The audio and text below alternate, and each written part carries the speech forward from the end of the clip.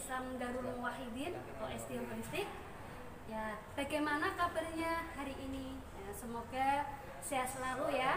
Walaupun di rumah, walaupun belajar dari rumah, tapi tetap jaga kesehatan. Ya.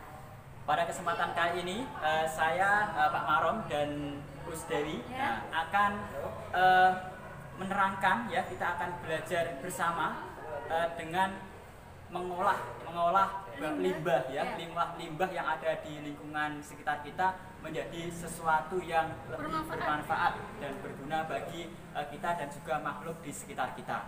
Apa itu limbahnya yang kita bahas pada kesempatan kali ini?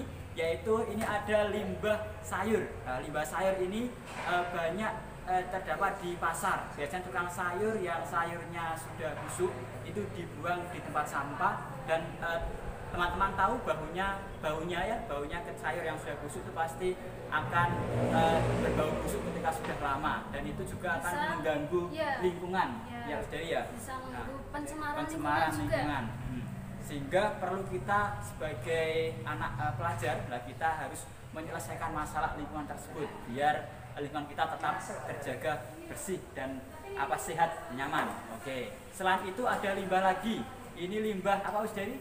Ini tuh limbah bekas air cucian beras. Biasanya bunda-bunda kalian itu kan kalau mau nyuci beras, airnya itu kan biasanya dibuang begitu saja, tidak dimanfaatkan, dibuang terus masuk got, terus menjadi pencemaran air juga, pencemaran air atau pencemaran lingkungan. Nah, ini bisa dimanfaatkan, yaitu untuk membuat sesuatu yang berguna yang kita bahas pada kesempatan kali ini. Apa itu ya?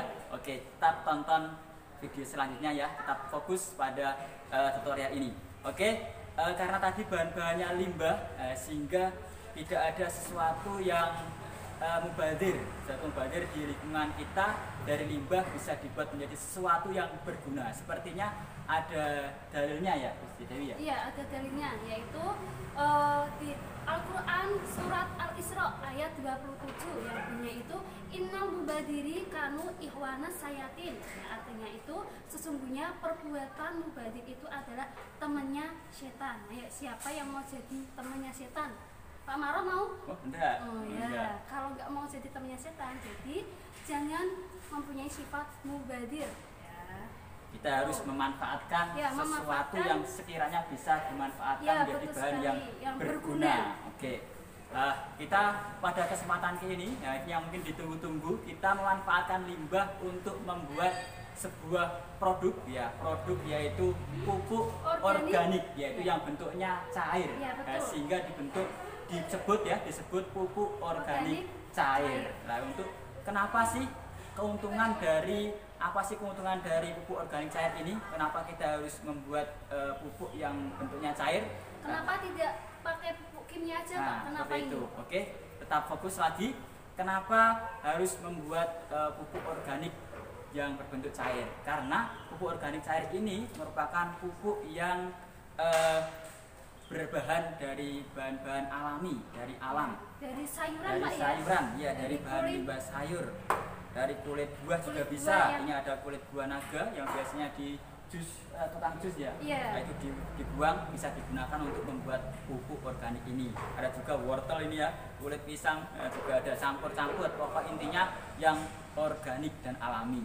Karena pupuk organik ini ketika kita gunakan untuk pupuk tanaman kita menjadi lebih subur, dan jika itu merupakan tanaman konsumsi, kita konsumsi, itu dapat membuat tubuh kita lebih sehat, dan juga untuk menghindari biar penyakit-penyakit tidak gampang masuk di tubuh kita. Tapi biasanya di petani itu menggunakan pestisida atau pupuk kimia. Nah, itu juga dapat berbahaya. Jika berlebihan itu akan berbahaya bagi kesehatan kita. Jika pestisidanya masih nempel di sayuran ataupun buah-buahan, ini dapat menyebabkan sebuah gangguan pada kesehatan kita. Contohnya seperti pada pernapasan, kemudian iritasi pada kulit ataupun mata, mual-mual ya, bisa untuk mual-mual, bisa membuat mual-mual dan juga pusing, pusing atau sakit kepala. Sehingga kita perlu adanya sebuah pupuk yang organik, yang alami, sehingga tubuh kita bisa menjadi lebih sehat dan lebih tahan dari penyakit. Oke.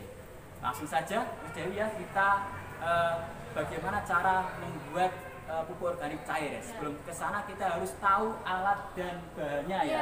Sebelum ke pembuatan, kita harus menyiapkan. Untuk teman-teman ya bisa menyiapkan alatnya, yaitu yang pertama toples. Ini Mas Dewi dan Pak Marom pakai toples. Toplesnya seperti ini. Kalian bisa menggunakan toples yang tidak seperti ini juga nggak apa-apa. Yang penting ada tutupnya ya, ada tutupnya. Ini ukurannya lebih dari 2 liter ya Pak ya? Iya. Lebih dari 2 liter. Karena nanti yang kita buat 2 liter, ya, sehingga wadahnya lebih nanti dari kalau 2 misal liter. wadahnya 2 liter pas, itu nanti bisa nggak muat ya, Pak ya?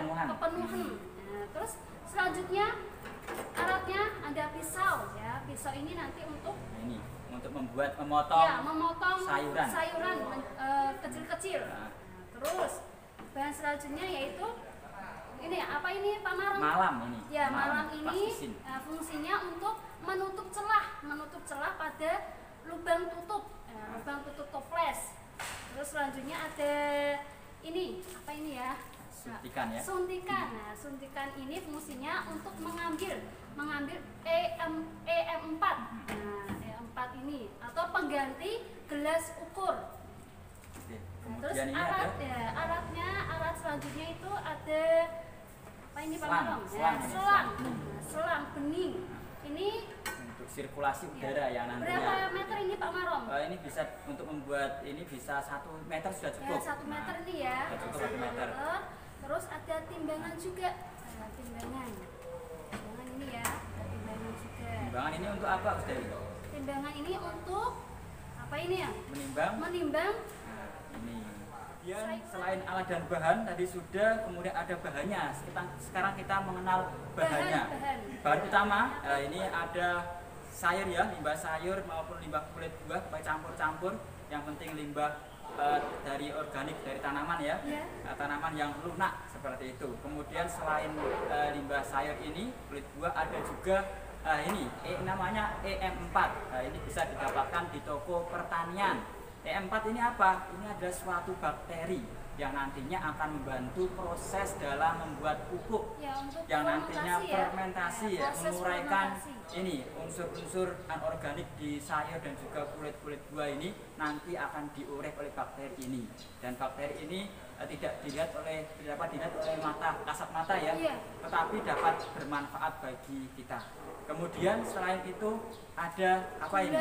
Gula pasir. Nah, gunanya gula pasir apa ini? Nah, untuk menjadi makanan bakteri, sehingga untuk mengurai dari bahan-bahan organik tadi, sayur tadi, butuh makanan biar mengurainya itu lancar. Kemudian selain itu ada juga air cucian beras. Nah, air cucian beras ini gunanya untuk apa? Nah, air cucian beras ini untuk campuran sebagai nanti cairannya. Kenapa menggunakan air cucian beras? Karena air cucian beras ini mengandung zat gizi yang berguna bagi tanaman, sehingga airnya untuk membuat pupuk kita gunakan air cucian beras. Oke, air cucian beras ini yang kita butuhkan itu 2 liter, karena nanti kita akan membuat 2 liter. Alat dan bahan dari pembuatan pupuk organik cair. Untuk prosesnya kita lanjut dan tonton di video selanjutnya.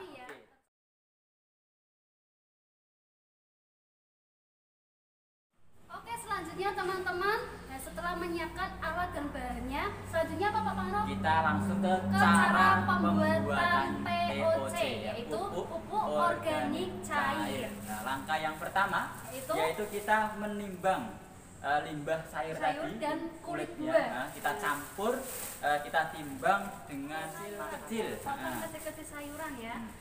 Potong. Dalam memotong harus hati-hati ya. Dalam pengawasan orang tua ya. Terus jangan sambil ngalamun. Dipotong kecil-kecil. Oke, sudah, kita pindahkan dulu. Untuk selanjutnya setelah sayuran tadi dipotong kecil-kecil, selanjutnya kita masukkan bahan-bahan, yaitu yang pertama air cucian beras berapa dengan liter ini? volume 2 liter. Nah, kita masukkan ke dalam toples. Toplesnya kita buka dulu.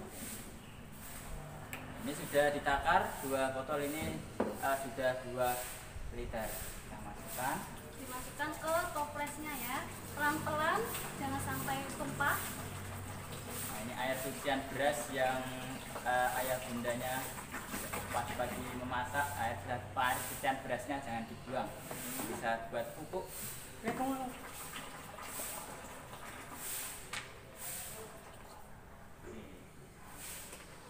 Sudah dimasukkan. Selanjutnya kita tambahkan gula pasir. Berapa ini? 50 gram. Nah, ini sudah ditimbang 50 gram gula pasir. Kita tambahkan ke toples ini yang sudah terisi air cucian beras. Kita masukkan. Ya. Oke, kita masukkan. Mungkin sambil diaduk, Dewi. Diaduk ini selanjutnya ini adalah E4. Nah, E4 ini yang tadi Pak Maruf sudah tuangkan di wadah ini biar mudah dalam mengambilnya. Untuk mengambil ini E4 itu yang dibutuhkan 50 mili. Nah, 50 mili sehingga kita butuh alat ukur untuk mengukur banyaknya 50 mili. Nah, ini adalah suntian. Nah, suntian ini pengganti gelas ukur yang nantinya kita gunakan untuk mengambil E4. Untuk mengambil E4 yang sudah disiapkan ini, kita buka dulu tutup dari suntikan. Kemudian karena suntikannya volumenya ada 10 mili, yang kita butuhkan 50 mili, berarti berapa kali kita mengambil E4 dari suntikan ini? Berapa? Ayo teman-teman. Ini suntikannya 10 mili. Lah kita mau mengambil 50 mili. Butuhnya 50 mili, berarti kita harus berapa kali mengambil pengambilan? Berapa? Ayo coba tebak. 5 kali. Oke, kita ambil 5 kali. 5 kali 10 berarti 50. Kita ambil 10 mili.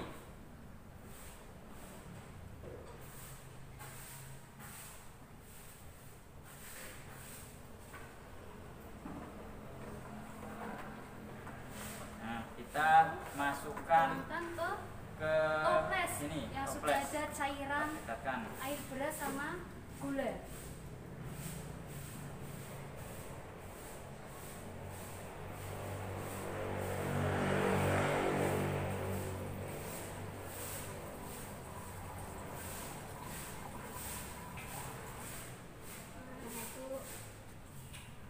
Baru satu kali, kurang 4 kali ya. Sambil terus diaduk.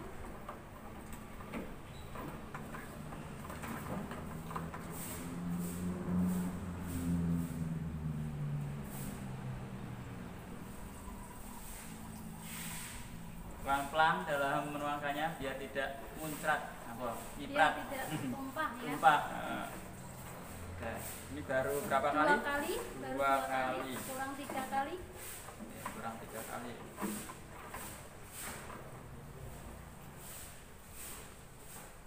Ini betul ini.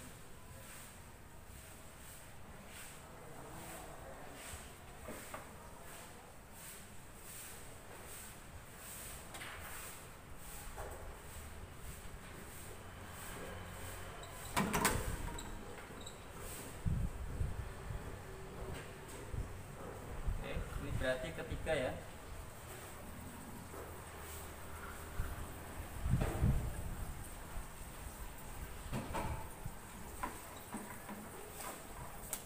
Nah, ini kita lihat warnanya sudah, yang tadi awalnya putih, nah sekarang sudah berubah warna menjadi coklat. Nah, ini bukan teh ya. Ini yang keempat.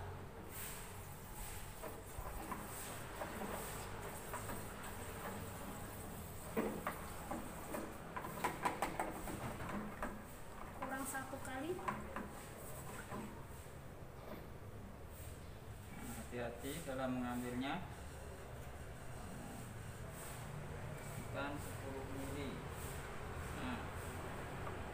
ini berarti yang kelima, berarti genap 50 mili. 10 kali 5 50.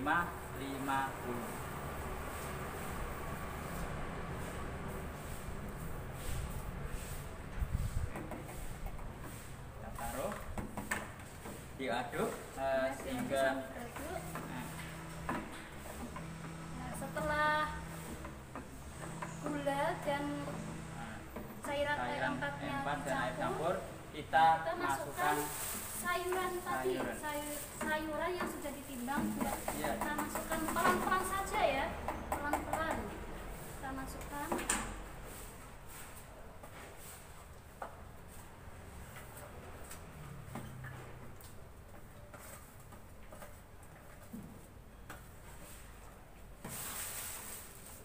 Setelah bahan tercampur semua masuk dalam toples, kita aduk hingga merata. Oke, sehingga warnanya agak kecoklatan. Warnanya agak kecoklatan ini. Ini tadi ada E4-nya sehingga warnanya agak kecoklatan, kita aduk.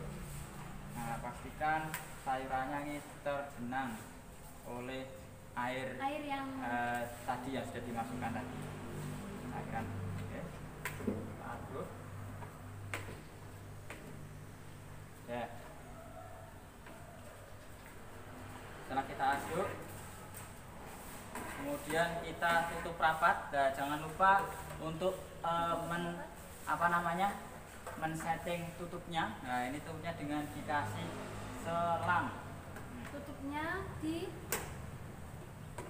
dikasih selang buat udara, sirkulasi udara nanti saat fermentasi. Nah, dilubangi terlebih dahulu ya. Ini melubanginya bisa pakai solder bisa, atau pakai alat lain yang bisa melubangi toples yang teman-teman buat. Oke, kita masukkan seperti ini. Nah, selanjutnya ini kita tutup. Nah, ini diusahakan jangan menyentuh airnya ya, biar untuk sirkulasi udara di dalam toples ini terjaga. Biar nanti suhunya, gunanya apa selang ini, agar suhu di di dalam toples ini stabil, sehingga bakterinya dapat berkembang dengan dapat mengurai dengan baik. Kita tutup rapat, kemudian kita sambungkan selang yang di luar ini ke dalam dalam botol yang sudah, air mineral yang sudah diisi air yang tutupnya sudah dilubangi. Itu air biasa, air keran. Nah, ini kita masukkan sini, gunanya biar tadi menstabilkan suhu. Oke, kita masukkan. Kalau selang yang sini harus tergenang air di sini, biar ada oksigen ya, udara. Nah, ini tapi yang di sini jangan sampai terkena airnya. Kalau dari sini itu sampai menyentuh air. Oke, kemudian di sini biar rapat, tidak ada udara yang tercampur dari luar, kita rapatkan dengan menggunakan plastisin. Oke, menggunakan plastisin tadi malam.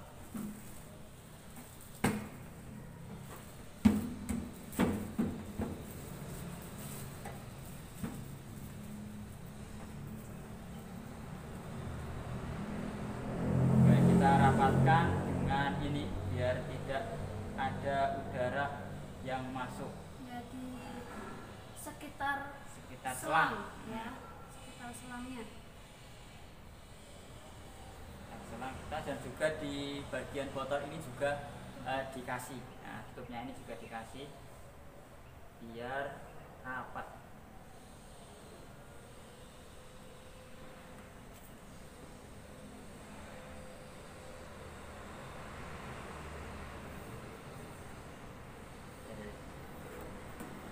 Sudah. Nah, ini seperti ini jadinya dalam proses fermentasi pembuatan pupuk organik cair. Ini didiamkan selama 2 minggu atau 14 hari kita diamkan di tempat yang teduh. Nah, di teduh yang gelap lah, yang tidak kepanasan, intinya tidak terkena sinar matahari langsung. Jangan dibuka tutup ya, biarkan seperti ini selama 14 hari. Kita tutup, ditaruh di tempat yang teduh.